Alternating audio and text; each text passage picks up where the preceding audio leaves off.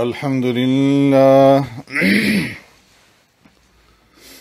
لله نحمده ونستعينه ونستغفره ونؤمن به ونتوكل عليه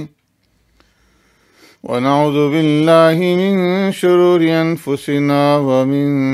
سيئات أعمالنا من يهده الله فلا مضل له ومن يضلله فلا هادي له ونشهد أن لا إله إلا الله وحده لا شريك له ونشهد أن سيدنا ونبينا ومولانا محمدا عبده ورسوله أما بعد فقد قال رسول الله صلى الله عليه وسلم لو كان نبي بعدي لكان عمر بن الخطاب وقال رسول الله صلى الله عليه وسلم لقد كان فيما قبلكم من الأمم محدثون فإن يكن في أمتي أحد فإنه عمر وقال عليه الصلاة والسلام رأيت كأني أنزع بدلو بكرة على قليب فجاء أبو بكر فنزع ذنوبا أو ذنوبين فنزع نزعا ضعيفا والله يغفر له ثم جاء عمر فاستحالت غربا فلم أر عبقريا من الناس يفري فريه حتى روي الناس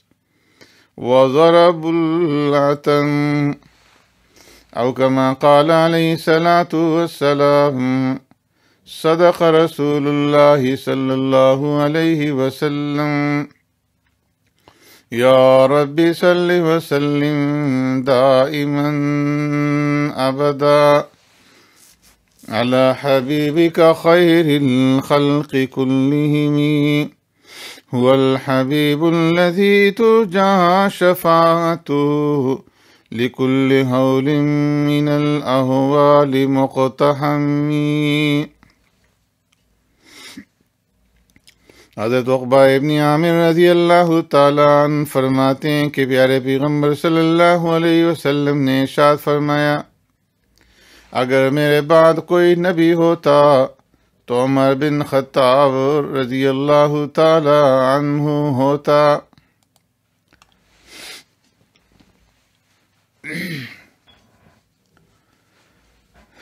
دوسری روایت کے اندر پیارے پیغمبر صلی اللہ علیہ وسلم نے ارشاد فرمایا لقد كان فيما قبلكم من الأمم محدثون، یقیناً تم سے پہلی امتوں میں کچھ لوگ الہام یافتہ ہوتے تھے۔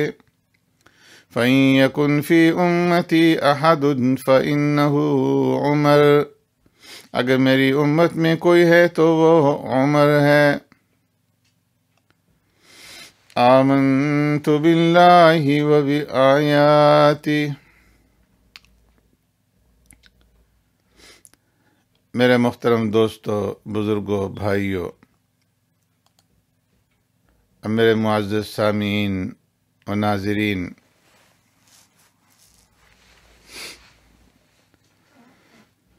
میں آج آپ کے سامنے ایک ایسی عظیم شخصیت کا تعارف پیش کرنے جا رہا ہوں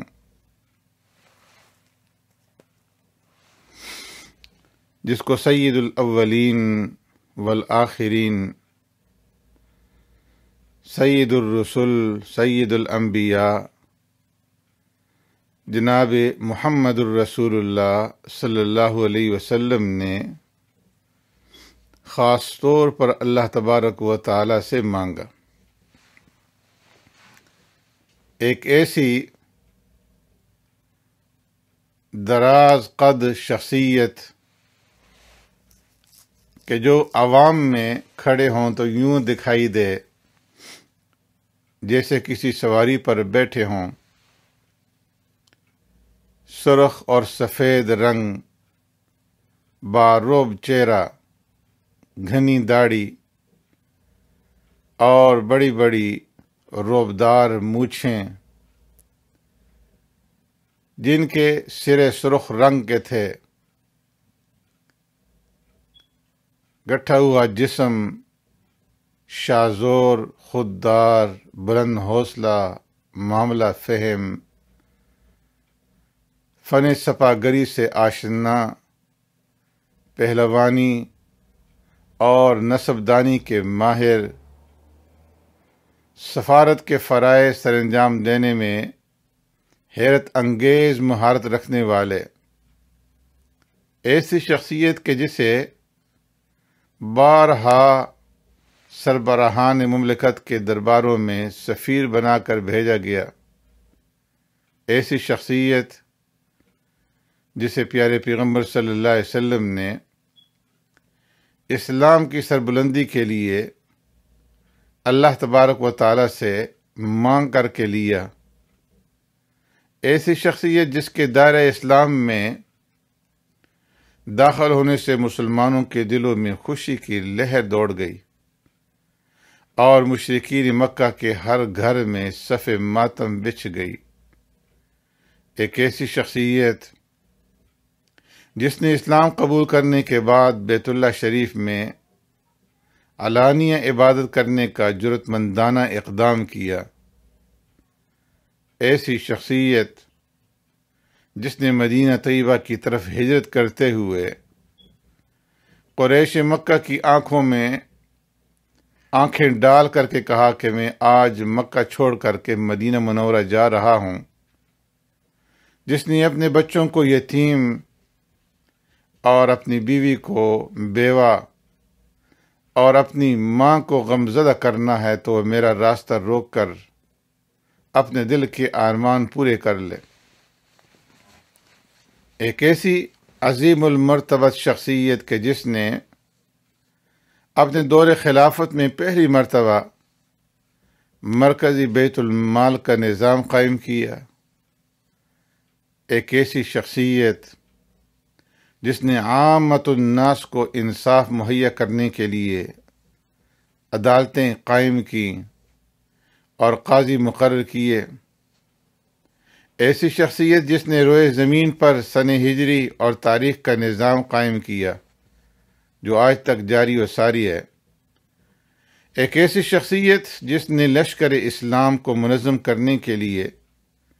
فوجی دفاتر قائم کیے اور فوجیوں کی تنخواہیں مقرر کیں، ایسی شخصیت جس نے تاریخ میں پہلی مرتبہ مردم شماری کروائی اور اسلامی ریاست کے زیر نگین آنے والی زمین کی پیمائش کروائی، ایسی شخصیت جس نے زرعی پیداوار بڑھانے کے لیے نہریں کھدوائیں اور جس نے اپنے دور حکومت میں کوفہ، بصرہ، موصل، ہیرا اور فسطاط جیسے بڑے بڑے شہر آباد کیے، جس نے اسلامی ریاست کے زیر اہتمام آنے والے ممالک کو صوبوں میں تقسیم کیا، ایک ایسی شخصیت جس نے تاریخ میں پہلی مرتبہ مجرموں پر قابو پانے کے لیے جیل خانے قائم کیے اور جس نے عوام الناس کی حفاظت، دیکھ بھال اور داخلی امن قائم کرنے کے لیے پولیس کے محکمے کی بنیاد رکھی، ایسی شخصیت جس نے مکہ معظمہ اور مدینہ منورہ کے درمیان شارع عام پر مسافروں کی سہولت کے لیے سرائے تعمیر کروائیں، ایسی شخصیت جس نے اپنے دور حکومت میں تمام مساجد میں روشنی کا اہتمام کیا اور تمام ائمہ و مؤذنین کی باقاعدہ تنخواہیں مقرر کیں۔ ایسی شخصیت جس نے متعدد شہروں میں مہمان خانے تعمیر کروائے تاکہ مسافروں کو رہائشی سہولت میسر آ سکے، اور جو اپنی رعایا کی حالات معلوم کرنے کے لیے راتوں کو گشت کیا کرتا تھا۔ ایک ایسی شخصیت جس کی منشا کے مطابق اللہ تبارک و تعالی نے بہت ساری قرآنی آیات کو نازل فرمایا، اور ایسی شخصیت جس کی تجویز پر فجر کی اذان میں الصلاۃ خیر من النوم کا اضافہ کیا گیا۔ ایسی شخصیت جس کے بارے میں آقا نامدار سرور کائنات رحمت دو عالم صلی اللہ علیہ وسلم نے ارشاد فرمایا کہ جس راہ پر عمر کا گزر ہو شیطان وہاں سے بھاگ جاتا ہے۔ ایسی شخصیت جس کا شمار عشرہ مبشرہ میں ہوتا ہے، جو سب کے سب جنتی ہیں۔ ایک ایسی شخصیت جس کی زبان مبارک سے 1539 احادیث رسول صلی اللہ علیہ وسلم مروی ہیں، اور ایسی شخصیت جسے رسول خدا صلی اللہ علیہ وسلم کا اور سیدنا علی المرتضیٰ رضی اللہ تعالی عنہ کا داماد ہونے کا اعزاز حاصل ہے، جس کی عظمت اور سیاسی بصیرت کا غیروں نے بھی اعتراف کرتے ہوئے برملا کہا کہ اگر روئے زمین پر ایک اور عمر آ جاتا تو دنیا سے کفر، ظلم اور انارکی اور بے راہ روی کا نام و نشان مٹ جاتا، جو تاریخ میں فاروق اعظم رضی اللہ تعالیٰ عنہ کے لقب سے مشہور ہوئے، اور جن کا نام عمر رضی اللہ تعالیٰ عنہ تھا۔ ایسی شخصیت جو علم الانساب کے ماہر اور خطاب بن نفیل کے بیٹے تھے، جس کی ہیبت سے قیصر و کسریٰ کے ایوان لرز اٹھے۔ آئیے امیر المؤمنین سیدنا عمر بن الخطاب رضی اللہ تعالی عنہ کی حیات طیبہ پر ایک طاہرانہ نظر ڈالتے ہیں، اور اپنے ذہن کی تاریکیوں میں روشنی کی کرن نمودار کرنے کی کوشش کرتے۔ سیدنا عمر بن الخطاب رضی اللہ تعالی عنہ، جن کا سلسلہ نسب اس طرح سے ہے کہ عمر بن خطاب بن نفیل بن عبد العزیٰ بن رباح بن عبداللہ بن قرۃ بن زراع بن عدی بن کعب بن لوی بن فہر بن مالک۔ اہل عرب میں عموماً عدنان یا قحطان کی اولادیں جو ہیں وہ آباد تھیں۔ عدنان کا سلسلہ سیدنا حضرت اسماعیل علیہ السلام تک پہنچتا ہے، اور پھر عدنان کے نیچے 11ویں پشت میں فہر بن مالک بڑے صاحب اقتدار تھے، اور انہی کی اولاد میں پھر قریش ہے، جو قریش کے لقب سے مشہور ہیں۔ قریش کی نسل میں 10 آدمیوں نے اپنے لیاقت سے بہت بڑا مقام اور ایک امتیازی حیثیت انہوں نے حاصل کی، اور اس کی وجہ سے ان کی طرف نسبت کرتے ہوئے 10 نامور قبیلے بن گئے، جن میں سے ہاشم، امیہ، نوفل، عبد الدار، اسد، تیم، مخزوم، عدی، جمح اور سمح۔ سیدنا فاروق اعظم رضی اللہ تعالی عنہ عدی کی اولاد سے ہیں، عدی کے دوسرے بھائی کا نام مرہ تھا، اور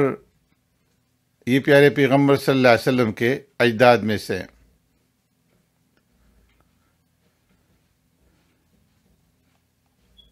سیدنا فاروق اعظم رضی اللہ تعالیٰ عنہ اور پیارے پیغمبر صلی اللہ علیہ وسلم کے سلسلہ نسب میں عدی بن کعب کے دو بیٹے تھے، ایک کا نام جو ہے عدی تھا اور دوسرا کا نام مرہ تھا۔ مرہ کی اولاد میں پیارے پیغمبر صلی اللہ علیہ وسلم تھے، اور عدی کی اولاد میں سیدنا فاروق اعظم رضی اللہ تعالیٰ عنہ۔ تو اس طریقے سے کعب کے اوپر جا کر کے حضرت عمر رضی اللہ تعالیٰ عنہ کا سلسلہ نسب 9ویں پشت پہ پیارے پیغمبر صلی اللہ علیہ وسلم سے مل جاتا ہے۔ قریش خانہ کعبہ کے مجاور تھے، اس لیے قریش کو دنیاوی جاہ و جلال کے ساتھ ساتھ مذہبی عظمت بھی حاصل تھی، اور تجارت پیشہ تھے، تعلقات کی وسعت اور کام کے پھیلاؤ کی وجہ سے ان لوگوں کے کاروبار کے مختلف صیغے اور مختلف یونٹیں جو ہے وہ بن گئی تھیں، اور ہر یونٹ کا، ہر صیغے کا اہتمام جو ہے وہ قریش میں سے مختلف قبائل کے پاس تھا۔ خانہ کعبہ کی نگرانی، حجاج کی خبرگیری، سفارت، شیوخ، مختلف قبائل کے اندر سردار کا انتخاب اور شیوخ کا انتخاب کرنا، مقدمات کے فیصلے کرنا، مجلس شورا کا انعقاد کرنا وغیرہ وغیرہ، یہ مختلف صیغے تھے۔ سیدنا فاروق اعظم رضی اللہ تعالیٰ عنہ کے جد اعلیٰ عدی ان مختلف صیغوں میں سے ان کے ذمہ جو کام تھا وہ دو قسم کے کام ان کے ذمہ لگائے گئے تھے، ایک سفارت کاری کا اور دوسرا منافرہ کا۔ قریش کو جب کسی قبیلے کے ساتھ کوئی معاملہ پیش آتا، باہر کے جو قبائل تھے یا باہر کے کسی ملک کے اندر سفارتکاری کا جو معاملہ پیش آتا تھا، تو قریش کی طرف سے سیدنا فاروق اعظم رضی اللہ تعالیٰ عنہ کے جد اعلیٰ عدی یہ سفیر بن کر کے جایا کرتے تھے۔ اسی طرح ان کے فرائض میں سے دوسرا جو کام تھا وہ منافرہ تھا۔ عرب کے اندر دستور یہ تھا کہ جب کسی قبیلے کے اندر برابر کے دو رئیسوں میں سے کسی کو افضلیت کا دعویٰ ہوتا تو ایک لائق اور پایا شناس ثالث مقرر کرتے تھے، اپنے درمیان میں ایک قاضی، ایک حکم مقرر کرتے تھے، اور دونوں اس کے سامنے اپنی اپنی ترجیح کے دلائل بیان کیا کرتے تھے۔ تو عدی اس منافرہ کے جو معاملات ہوتے تھے قبائل کے سردار کی انتخاب کے لیے، وہ اس کا بھی فیصلہ فرمایا کرتے تھے۔ ان معرکوں میں جسے حکم مقرر کیا جاتا تھا، اس کے لیے لازمی تھا کہ وہ معاملہ فہمی کے اندر، فصاحت کے اندر اور زور خطابت اور تقریر کے اندر ماہر ہو۔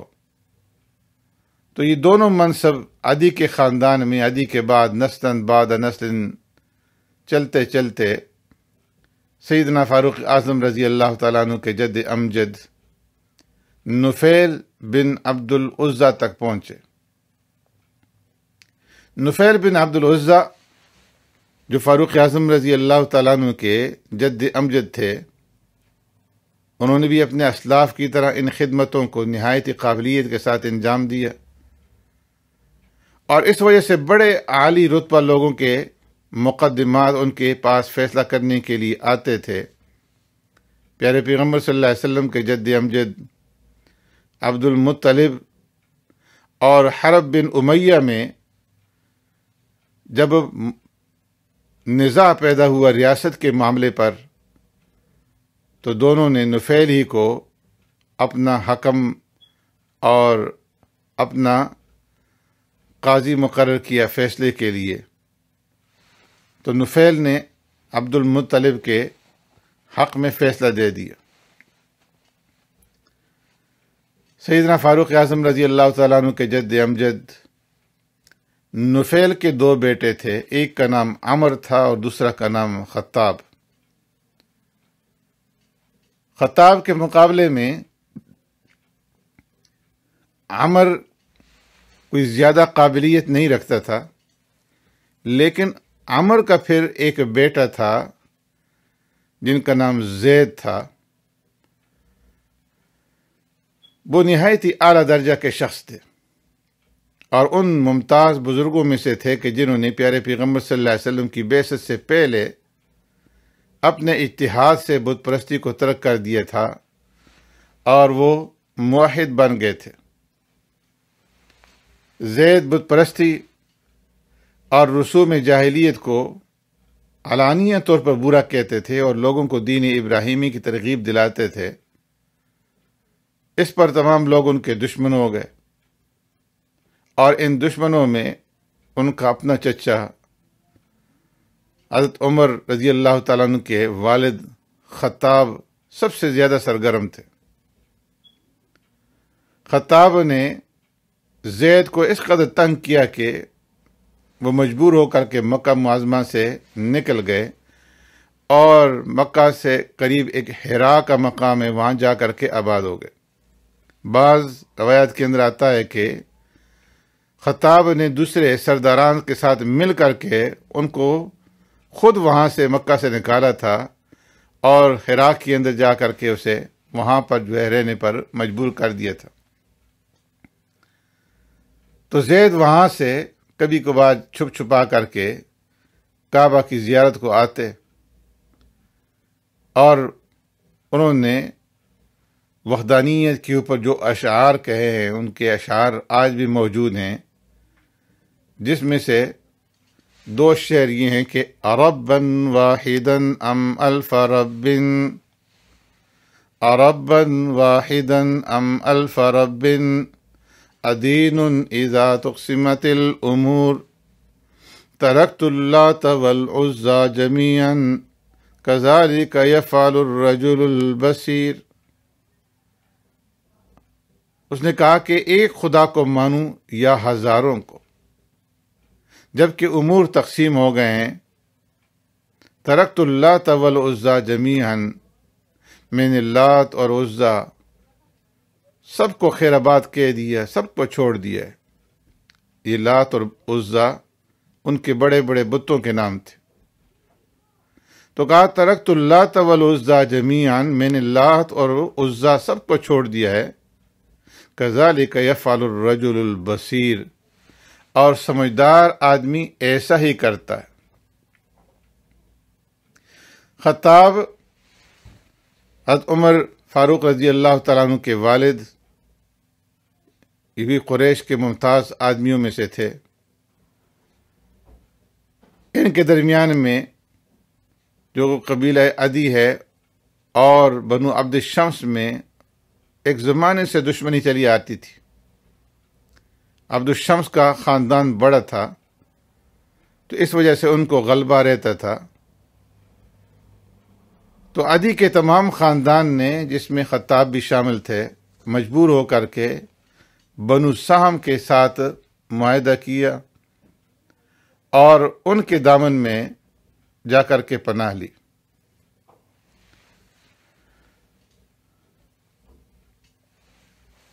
عدی کا تمام خاندان مکہ معظمہ میں صفا کے مقام پر سکونت رکھتا تھا، لیکن جب انہوں نے بنو سہم کے ساتھ تعلقات پیدا کیے تو بہت سارے مکانات ان کے ہاتھوں بیچ ڈالے۔ فاروق اعظم رضی اللہ تعالیٰ عنہ کے والد خطاب کے بھی متعدد مکانات صفا میں تھے، جن میں سے ایک مکان سیدنا فاروق اعظم رضی اللہ تعالیٰ عنہ کو وراثت کے اندر پہنچا۔ یہ مکان صفا اور مروہ کے درمیان میں جہاں سعی کی جاتی ہے وہاں واقع تھا۔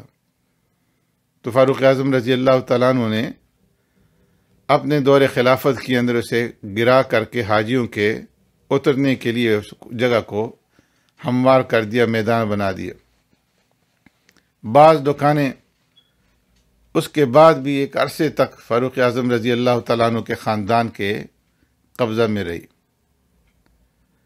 سیدنا فاروق اعظم رضی اللہ تعالیٰ عنہ کے والد خطاب نے متعدد شادیاں کی تھیں بڑے بڑے گھرانوں کے اندر، اور انہی میں سے ایک سیدنا فاروق اعظم رضی اللہ تعالیٰ عنہ کی ماں تھی جن کا نام خنتمہ تھا، اور جو ہشام بن مغیرہ کی بیٹی تھی۔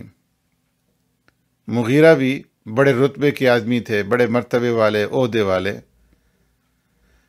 قریش کے اندر جب کسی سے لڑائی ہوتی تو فوج کا اہتمام ان کے سپرد تھا، اور فوجی نظم و نسق کا سارا معاملہ وہ طے کیا کرتے تھے۔ انہی کی اولاد میں حضرت خالد بن ولید رضی اللہ تعالیٰ عنہ تھے جو ان کے پوتے تھے۔ مغیرہ کے بیٹے ہشام بھی جو حضرت عمر رضی اللہ تعالیٰ عنہ کے نانا تھے، ایک ممتاز آدمی تھے۔ تو دونوں طرف سے، ددیال اور ننیال کی طرف سے ایک خاص امتیاز حاصل تھا فاروق اعظم رضی اللہ تعالیٰ عنہ کو۔ سیدنا فاروق اعظم رضی اللہ تعالیٰ عنہ مشہور روایات کے مطابق ہجرت نبوی سے 40 برس قبل پیدا ہوئے، اور بعض روایات کے مطابق عام الفیل کے 13 سال بعد پیدا ہوئے۔ سیدنا عمر رضی اللہ تعالیٰ عنہ کا رنگ انتہائی سرخ و سفید تھا، رخسار، ناک اور آنکھیں نہایت ہی خوبصورت تھیں، ہاتھ اور پاؤں بھاری تھے، بدن مضبوط، قد لمبا، اور سر کے بال سامنے سے جھڑے ہوئے تھے، اور لوگوں پر اس طرح فائق نظر آتے تھے جیسے وہ سوار ہوں اور لوگ پیدل چل رہے ہوں۔ وہ ایک طاقتور اور مضبوط انسان تھے، ان میں کسی کمزوری کے آثار نظر نہیں آتے تھے۔ وہ اپنی داڑھی کو مہندی لگاتے تھے، مونچھیں لمبی تھی، چلتے تھے تو تیز تیز قدم اٹھاتے تھے، اور بلند آواز سے گفتگو کرتے تھے، اور اگر کسی کو مارتے تو پوری قوت کے ساتھ اسے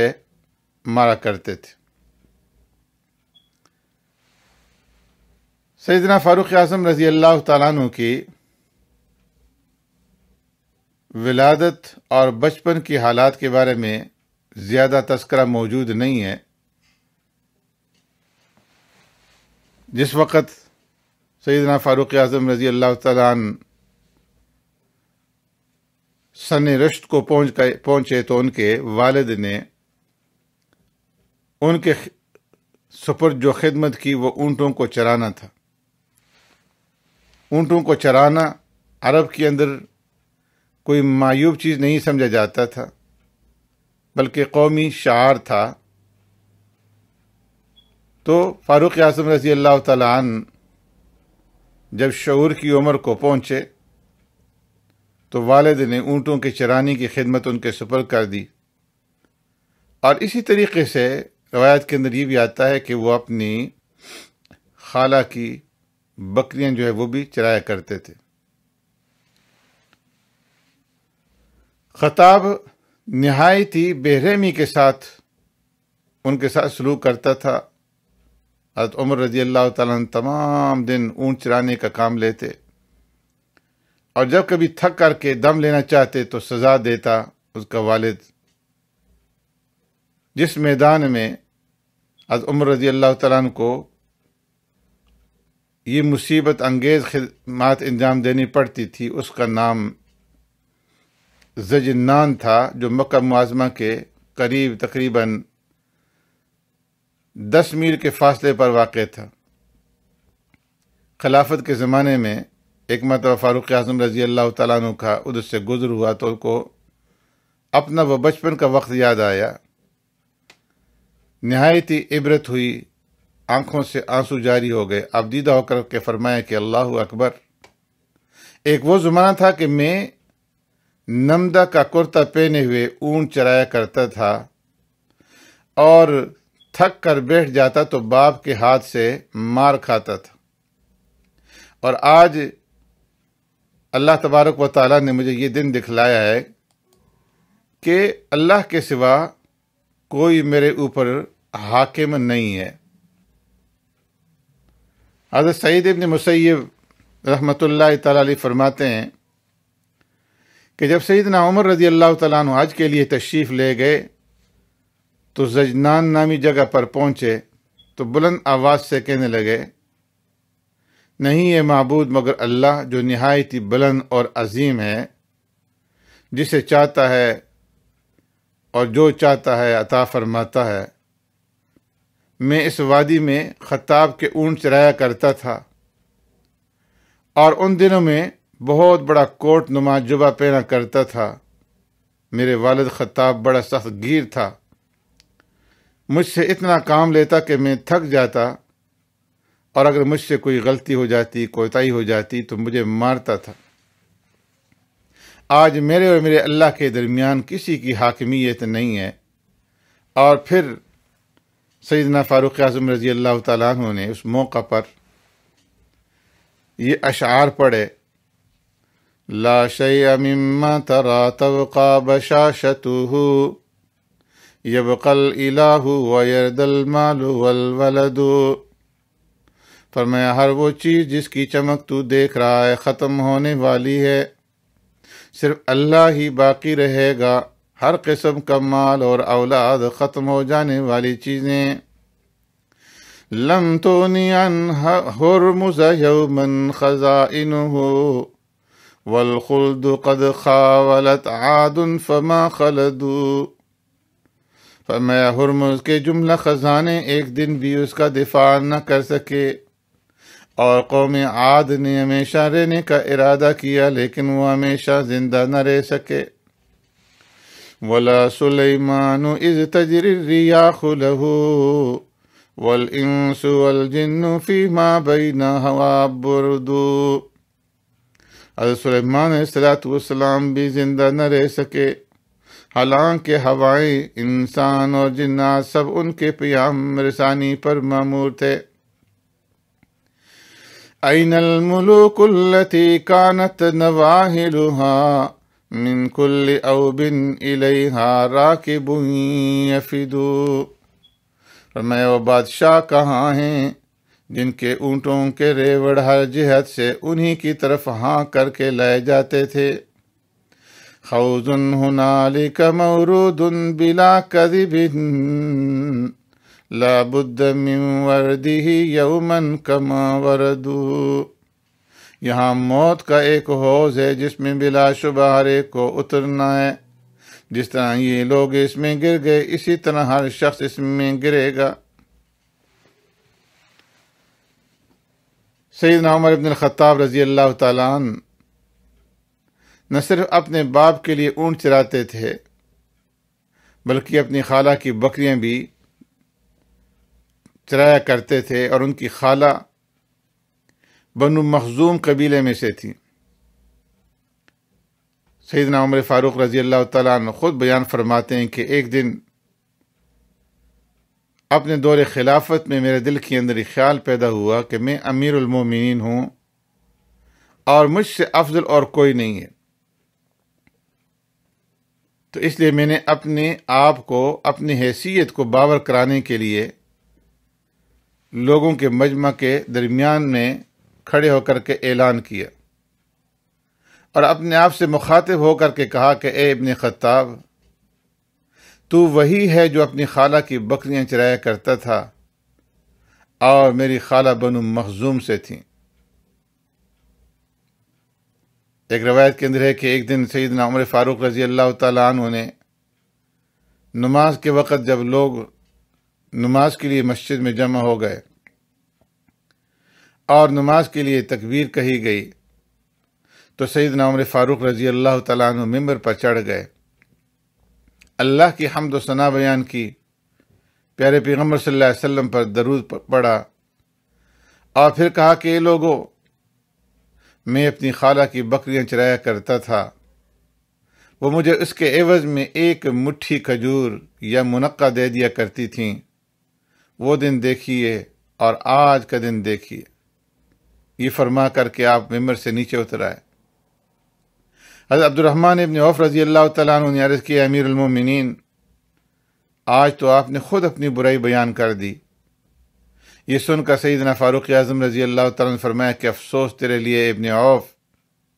در حقیقت جب میں اکیلے میں تھا، تخلیے میں تھا، تو میرے دل کے اندر خیال آیا کہ اے عمر، تو امیر المومنین ہے اور تجھ سے بہتر اور افضل کون ہو سکتا ہے۔ میں نے چاہا کہ اپنے دل کو اپنی حقیقت سے آگاہ کر دوں، تو اس وجہ سے میں نے اپنی حقیقت کو آگاہ کرنے کے لیے، نفس کو قابو کرنے کے لیے اپنی حقیقت تم لوگوں کے سامنے رکھی، تاکہ میرے دل کے اندر غرور پیدا نہ ہو،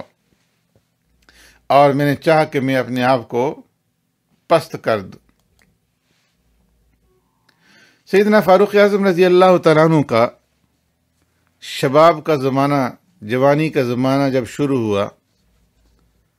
تو فاروق اعظم رضی اللہ تعالیٰ عنہ عرب کے دستور کے مطابق ان شریفانہ مشغلوں میں مشغول ہو گئے جو عام شرفائے عرب میں جن کا معمول تھا۔ عرب میں اس وقت جن چیزوں کی تعلیم دی جاتی تھی ان میں سے نسب دانی، سپہ گری، پہلوانی اور فن خطابت، فن تقریر تھا۔ نسب دانی کا فن سیدنا فاروق اعظم رضی اللہ تعالیٰ عنہ نے اپنے والد سے سیکھا، اور حضرت فاروق اعظم رضی اللہ تعالیٰ عنہ، ان کے والد خطاب اور ان کے دادا نفیل، یہ تینوں بڑے نصاب تھے، اور اس کی وجہ یہ تھی کہ پہلے میں عرض کر چکا ہوں کہ سفارتکاری کا جو معاملہ تھا، سفارتکاری کی جو ذمہ داری تھی، وہ عدی کے خاندان کے اندر نسلاً بعد نسلاً چلی آ رہی تھی، اور منافرہ، اور یہ دونوں چیزیں ایسی ہیں کہ اس کے لیے انساب کا جاننا ضروری تھا اور سب سے مقدم تھا۔ تو اس لیے سیدنا فاروق اعظم رضی اللہ تعالیٰ عنہ کا خاندان فن انساب کے اندر بڑی مہارت رکھتے تھے۔ تو فاروق اعظم رضی اللہ تعالیٰ عنہ نے یہ فن اپنے والد خطاب سے سیکھا۔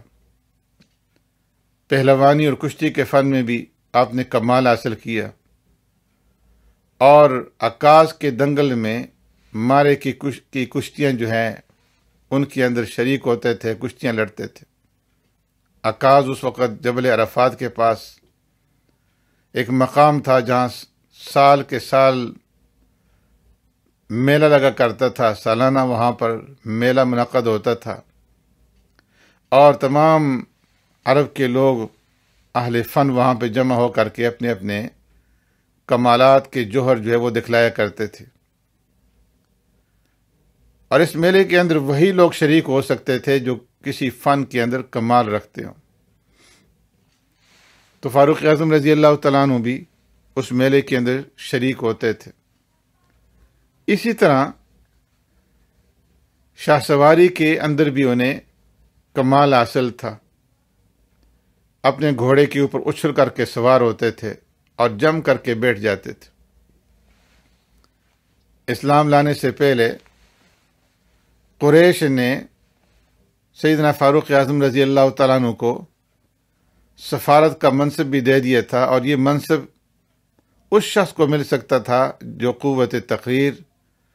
اور معاملہ فہمی کے اندر کمال رکھتا تھا۔ اسی طرح حضرت عمر فاروق رضی اللہ تعالیٰ عنہ شاعری کا بھی نہایت ہی عمدہ ذوق رکھتے تھے،